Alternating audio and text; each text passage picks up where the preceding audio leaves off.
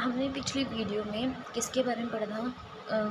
Hello everyone, first of all हमने पिछली video में लेबोरेटरी डायग्नोसिस से पहले हमने डेंगू के कुछ फेजेस पढ़े थे।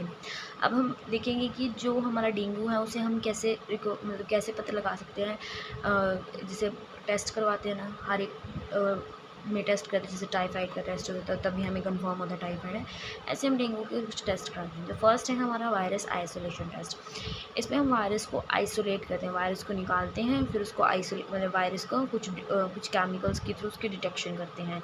बट ये वाला है जो वायरस आइसोलेशन है, थोड़ा अगर हम रेगुलर बेसिस पे करें तो थोड़ा डिफ़िकल्ट रहता है। तो इसलिए हम कुछ अनदर टेस्ट उनको हम परफॉर्म करते हैं, जैसे वायरस न्यूक्लिक एसिड है। इसमें क्या होता है, जैसे जो भी हमारा जीनोम होता है, जो आरएनए वायरस को कैरी करता है, उसमें हम उसकी रिवर्स ट्रांसक्रिप्टेज चेन रिएक्शन के थ्रू क्या करते हैं, उसको टेस्ट करते हैं। ये कब होता है, ऑनसेट ऑफ 4 डेज़, मतलब कि जैसे अभी फ़ीवर हुआ है और अभी फ़ीवर को 4 डेज़ हुए हैं, यानी कि पहले हमें कंफर्म नहीं हो रहा कौन सा फ़ीवर है, जस्ट उसके थोड़े थोड़े साइन एंड सिम्टम्स आ रहे हैं, तो हम ये करा सकते हैं। इसे हम विंडो पीरियड भी बोलते हैं। विंडो पीरियड के अंदर अंदर हम RT-PCR को टेस्ट को करा सकते हैं। अनदर क्या है, कंप्लीट ब्लड टेस्ट। इसमें हम अपना जैसे मतलब इसमें हमारे अब ब्लड लॉस होएगा तो उसमें क्या हो सकता है, हमारा प्लेटलेट्स का काउंट कम हो सकता है, ठीक है। हीमो कंसनट्रेशन देखते हैं, इलेक्ट्रो इम्बैलेंस देखते हैं, ल्यूकोपीनिया देखते हैं कि WBC का लेवल देखते हैं, उसमें क्या हो रखा है। ये कुछ हमारे कंप्लीट ब्लड टेस्ट के अंदर आते हैं। सो थर्ड है हमारा immuno response and serological test.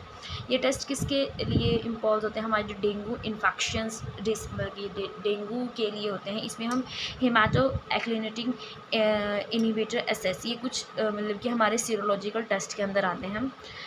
कोई नहीं, इनके ऊपर फर्दर वीडियो सिंगल टेस्ट के ऊपर फर्दर वीडियो बनेगी, ठीक है, तब हम इसमें एक्सप्लेन करेंगे। सो जस्ट हम यहाँ पर इनका नाम ही रीड करेंगे। सो फर्स्ट है हीमा एक्लिनेटिंग इनिवेशन एसेस टेस्ट करते हैं, ठीक है। उसके बाद है कंप्लीट फिक्सेशन टेस्ट करते हैं, ठीक है। And another is neutralising test होता है, या फिर जिसमें हम IgM को मतलब IgM को देखते हैं, या फिर इनडायरेक्ट हम IG को देखते हैं। IgM और IgM क्या होता है, जब इन्फेक्शन हो रहा होता है, अभी हमारा इन्फेक्शन हो रखा है तो IgM देखें। अगर कोई पास्ट इन्फेक्शन होता है तब हमारे ब्लड में आती है, और ये कब होती हैं, ये हमारी ऑनसेट या फिर विंडो पीरियड में नहीं होती। जब 4 डेज़ के बाद 4 डेज़ हो जाते हैं उसके बाद अगर हम टेस्ट कराते हैं तब ये IM दिखता है। IG कब दिखता है, जब पास्ट इन्फेक्शन हुआ होता है, मतलब कि इन्फेक्शन हो रखा है, मतलब पास्ट हो रखा है। और IG क्या होता है, जब अभी अभी जस्ट रिसेंटली हमें डेंगू फीवर या डेंगू इन्फेक्शन हुआ है। सो लास्ट क्या है, वायरल एंटीजन डिटेक्शन। इसमें क्या है, एंटीजन को डिटेक्ट करते हैं, जैसे कि RT-PCR में करते हैं, इसमें हम करते हैं। इसके लिए कौन सा है, हमारे एलाइजा टेस्ट भी है, ठीक है, डॉट बोल्ट एसेस भी है, या फिर डायरेक्ट हम जो NS1 मतलब कि नॉन स्ट्रक्चरल प्रोटीन। इसमें क्या होता है, जैसे कि हमारे ब्लड में एंटीजन्स प्रेजेंट हैं, तो तब इसके थ्रू नॉन स्ट्रक्चरल प्रोटीन्स के थ्रू, यानी कि एंटीजन्स उसमें होते हैं। एक कॉम्बो किट भी आती है, जिसमें हम इन टेस्ट को और इस टेस्ट को करते हैं, या इसकी सिंगल कॉम्बो किट भी आती है, ठीक है। और तब इस टेस्ट को परफॉर्म किया जाता है up to 6 days of the onset of the illness. मतलब कि इसमें 6 डेज़ बोला है, मतलब मोस्ट ऑफ द 4 डेज़ ही होते हैं, ठीक है। 4 डेज़ से पहले अगर हम करा लेते हैं, ठीक है, तब हमें ये NS1 मतलब कि नॉन स्ट्रक्चरल प्रोटीन हमें दिख जाती हैं, ठीक है। ये जो होती हैं, ये जो प्रोटीन होती हैं, ये जो इसमें क्या होता है, जैसे वायरस है, या फिर हम जो वायरस के ऊपर एंटीजन्स प्रेजेंट होते हैं, वो इसमें उनको डिटेक्ट किया जाता है, वो हमें दिखाई देते हैं, तभी हमें पता लगता है कि हाँ, वायरस जो RNA वायरस है हमारी बॉडी में एंटर कर चुका है। सो और इन कुछ टेस्ट के थ्रू हम इन डायग्नोसिस के थ्रू हम पता लगा सकते हैं कि हमें डेंगू फीवर हुआ है। So now this is the हमारी डायग्नोसिस थी। हम अब ट्रीटमेंट के बारे में पढ़ लेते हैं कि क्या क्या ट्रीटमेंट चाहिए होती है। इसका कोई स्पेसिफिक ट्रीटमेंट नहीं है, कि कोई वैक्सीन अभी तक नहीं आई है, ठीक है। अभी तक कोई वैक्सीन नहीं आई है, बट एक वैक्सीन है जो हम अपने अगर हम सर्च करें गूगल वगैरह पे, तो वहाँ डेंगी वैक्सा के नाम से एक वैक्सीन है, ठीक है। तो अभी रिसेंटली वो लॉन्च हुई है, मतलब अभी हुई है, पहले कोई ऐसी वैक्सीन नहीं थी। जस्ट इसको हम होम रेमेडीज़ के थ्रू, या फिर जैसे अगर ज़्यादा पेन होता है, जैसे बोन्स में पेन होता है, तो हम इसमें पैरासीटामोल प्रोवाइड करवा देते हैं। जैसे कि अगर दोज विच आर स्टेबल, जिनके हीमेटोक्रिएटिन मतलब कि इनके प्लेटलेट्स का काउंट ठीक है क्या है, अगर वो सही है आफ्टर मतलब कि घर भेजने के बाद, तो मतलब वो सही है। अगर उसे वार्निंग साइन है जैसे वॉमिटिंग वगैरह आ रही है, ब्लड आ रहा है वॉमिटिंग में, या वॉमिटिंग वगैरह आ रही है, या फिर डिहाइड्रेशन ज़्यादा होती है, वो वार्निंग साइंस आ जाते हैं उसके। हम पेशेंट को ज़्यादातर इनक्रेज करते हैं कि वो क्या करें, जस्ट मतलब कि अपने आप को हाइड्रेट रखे, ठीक है, हाइड्रेट रखे। उसे ओरल रिहाइड्रेशन सोल्यूशन भी पिलाया जाता है, फ्रूट जूस पिलाया जाता है, या अदर फ्लूइड कंटेन इलेक्ट्रोलाइट्स, मतलब कि जिसमें पेशेंट क्या होता है, अब उसमें वॉमिटिंग भी हो रही है, डायरिया भी हो रहा है, तो उसकी वजह से क्या हो रहा है फीवर में, तो वाटर लॉस हो रहा है, तो उसकी वजह से हम उनको हाइड्रेट करने की कोशिश करते हैं, ठीक है, ताकि पेशेंट हाइड्रेट रखे, ठीक है। एडिक्वेट फ्लूइड इनटेक करवाते हैं हम, ठीक है, ताकि हॉस्पिटलाइजेशन भी रिड्यूस हो सके, मतलब कि वो रिकवर जल्दी हो सके। हम पैरासीटामोल दे सकते हैं अगर पेशेंट को ज़्यादा पेन है, अगर वो ज़्यादा अनकम्फर्टेबल फील कर रहा है, अदरवाइज़ नहीं करते।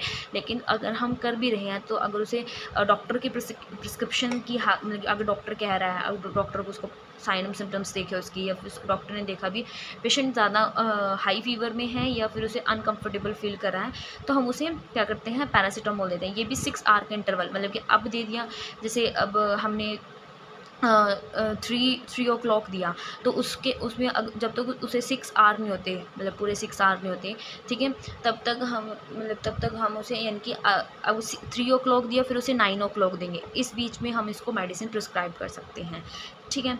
ऐसे हम अगर हाई फीवर है तो जैसे हम ठंडे पानी की पट्टियाँ डालते हैं ना, और मत्थे पे मतलब डालते हैं, तब तो वो भी हम कर सकते हैं।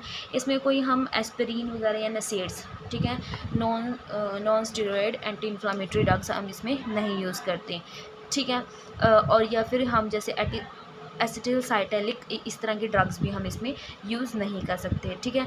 इंस्ट्रक्ट करते हैं care givers that the patient should be brought hospital immediately. अगर उसको कहते हैं, अगर उसको वार्निंग यानी कि अगर मतलब कि वार्निंग साइंस आ रहे हैं तो उसको इमीडिएटली हॉस्पिटल लेके आया जाए, ठीक है। तो वहाँ पे उसको मतलब अगर जैसे कि उसे वॉमिटिंग आ रही है, ज़्यादा कोल्ड, चिल्स पड़ रहे हैं, क्लाइमी एक्सट्रीमिटीज़ हो रही हैं उसकी, ठीक है, ब्लीडिंग हो रहा है, या ज़्यादा इरिटेशन रेस्टलेसनेस हो रही है, ठीक है, ब्लीडिंग हो रही है हमारे स्टूल में, या कॉफ़ी कलर वॉमिटिंग आ रही है, तो या फिर यूरिन में मोर देन 4 to 6 आवर, यानी कि 4 से 6 घंटे तक ऐसे साइन एंड सिम्टम्स दिखाई दे रहे हैं, तो इमीडिएटली उसे कहाँ पे, हॉस्पिटल में बुला लिया जाता है। पेशेंट जो सैंड होता है होम शुड भी उसे मॉनिटर किया जाता है डेली बेसिस पे, यानी कि जो नर्स होती है वो उसे मॉनिटर करती है। अगर उसे उसके कुछ साइन एंड सिम्टम्स क्या होते हैं सही दिखाई देते हैं, ठीक है, तो उसे वो सेंड कर देती है। अगर मतलब उसके साइन एंड सिम्टम्स या फिर जो भी उसका टेम्परेचर वगैरह, वॉल्यूम ऑफ फ्लूइड इनटेक या आउटपुट देखती है, उसके वार्निंग साइन एंड सिम्टम देखती है, जैसे प्लाज्मा लीकेज हो रहा है, या फिर bleeding in hematocrit, white blood cells, platelets, इनका कुछ मतलब काउंट कम हो रहा है, वार्निंग साइंस देखते हैं, तो फिर उसको घर में क्या होता है, यानी कि उसको हम डिस्चार्ज नहीं कर सकते, ठीक है। उसके यहाँ कुछ क्राइटेरिया जब पेशेंट को हम डिस्चार्ज करते हैं, एब्सेंस ऑफ फीवर अगर 24 घंटे के अंदर अंदर उसका फीवर एब्सेंट है, तो हम उसे मतलब पेशेंट को सेंड कर सकते हैं। या फिर भूख, अगर जैसे भूख लगना, एपेटाइट अगर उसकी सही है, तो हम उसे सेंड कर सकते हैं, ठीक है। इन साइन सिम्टम्स को देख के ही हम पेशेंट को डिस्चार्ज कर सकते हैं। विजुअल क्लिनिकल इंप्रूव, अगर उसको देखना हाँ अभी वो क्लिनिकली इंप्रूव सही हो रहा है। गुड यूरिन आउटपुट है, जैसे इनटेक और आउटपुट को हम कैलकुलेट करके देखें, तो अगर वो सही हो रहा है, ठीक है। अगर 2 to 3 डेज़ में आफ्टर रिकवरी शॉक, यानी कि उसे रिकवरी हो रही है, अगर शॉक वाला डिसीज़ है, सॉरी डेंगू है, अगर उसे 2 to 3 में रिकवरी हो रही है शॉक से, देन तो हम उसको तब भी कर सकते हैं। कोई रिस्पिरेटरी डिसेशन नहीं है, या प्लूरल इफेक्टिवनेस नहीं है, जो प्लेटलेट्स का काउंट है वो भी हमारा सही है। सो इस तरह से हम पेशेंट को डिस्चार्ज कर सकते हैं। कुछ ये साइन एंड सिम्टम्स देख के, जैसे उसका एब्सेंस ऑफ फीवर हो गया, ठीक है, 24 आवर में उसको भूख सही से लग रही है, ठीक है, उसके जो वाइटल साइंस में इम्प्रूवमेंट आ रही है, यूरिन आउटपुट सही आ रहा है, जो शॉक से उसकी सही रिकवरी हो रही है, ये नॉन रेस्पिरेटरी उसे कोई मतलब कि कोई भी साइन एंड सिम्टम ऐसा नहीं है जो वॉर्न साइन एंड सिम्टम्स हो, प्लेटलेट का काउंट भी क्या आ गया है, सही आ गया। सो इन केसेस में हम पेशेंट को क्या कर सकते हैं, सेंड कर सकते हैं। और कुछ हमने ट्रीटमेंट्स पढ़ी जैसे पैरासीटामोल वगैरह, ये भी हम तब करते हैं जब पेशेंट हमारा मतलब कि डॉक्टर के अंडर हो, तभी हम अपने से कर सकते हैं, वरना हम पेशेंट को मतलब ज़्यादा से ज़्यादा अपने पेशेंट को हाइड्रेट कर रखने की कोशिश करनी चाहिए, क्योंकि इसमें काफ़ी वाटर लूज होता है ना, सो दैट्स वाई। और हाँ, हमें इमीडिएटली अगर 4 टू डेज़ के अंदर हमें कोई रिकवरी नहीं देख रही है, वैसे तो हमें जब पता लगता है भी हाँ डेंगू है तो हमें डॉक्टर के पास जाना चाहिए। देन डॉक्टर सजेस्ट करता है जैसे उसी तरह से हमें उसको अप्लाई करना चाहिए। ठीक है, this is the all about the diagnosis and treatment of the dengue. Further we talk about the preventions. Thank you.